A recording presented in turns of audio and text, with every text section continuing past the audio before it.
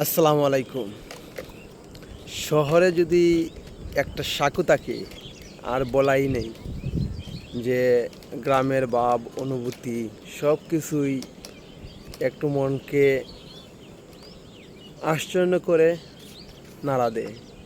যা আজকে দেখাচ্ছি, সাঁকোতে হাঁটতেছি, কথা বলতেছি, ভালো লাগতেছি। এই যে এটা হচ্ছে নদী, ছোট্ট একটি নদী।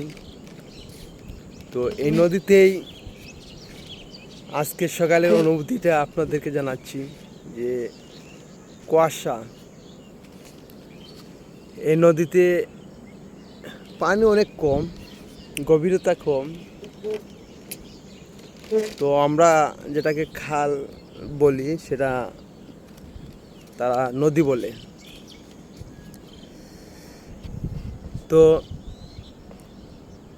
এই নদীতে মেঘনার সাথে জয়েন্ট, তো ভালো লাগার মতন। সাথে থাকবেন। আসসালামু আলাইকুম।